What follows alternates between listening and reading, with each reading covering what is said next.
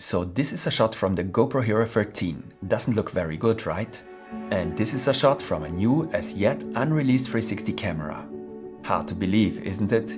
Because low-light performance has not been one of the particular strengths of 360 cameras so far, rather one of their weaknesses. I'll show you another comparison shot in a moment. But first I'd like to know something. Let's take the Insta360 X4, perhaps the best 360 camera available in the consumer segment today. What would you want to change about this camera? What improvements would you like to see? The X4 is a good camera, but of course I would like to see an improvement in image quality, in low light conditions of course, but also in general. I mean, such a 360 camera has two sensors. These must of course be correspondingly small in order not to overload the image processors or to avoid overheating. But of course, larger sensors could improve the image quality, even in good lighting conditions. And yes, I would also make the camera smaller and lighter, extend the battery life, improve the overheating performance, and so on.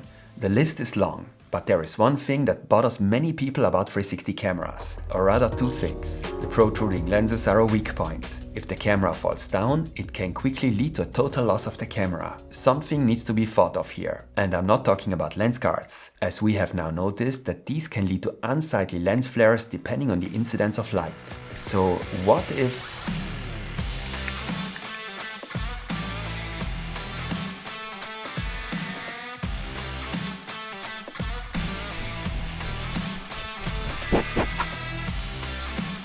And then there is another disadvantage, which of course all 360 cameras have. You have to reframe every 360 shot. You can't use the shot straight away. It therefore requires an additional editing step. I mean, the reframing possibilities are also one of the strengths of a 360 camera, and only 360 shots have the cool invisible selfie stick effect. But if needed, it would be great if this work could be completely done for you, or if reframing could be done much faster. And I would like to have the option of deciding in post whether I want to reframe a clip myself or not. Admittedly, all this may sound like pure visual thinking. But yes, I think these are the most important issues when it comes to 360 cameras. Image quality, the body, meaning a slightly more robust housing, and the reframing. Logically, I already know what actual improvements this new camera from Insta360 has. I can't tell you yet, but soon. This new 360 camera will be released on April 22nd. But as promised, there's one more shot I can show you today. Here it is already very dark and you can see the difficulties of the Hero 13. Yes, GoPro is not known for its good low-light performance, but a single lens camera only needs one sensor and would therefore theoretically have clear advantages. Nevertheless, you can see how well the new 360 camera performs in comparison. Of course, a detailed comparison with the Insta360 X4 will also follow after the release. So what's your opinion? What would you want to see in a new 360 camera? Let me know in the comments. And stay tuned, because on April 22nd there will be a detailed review in which I explain all the new features.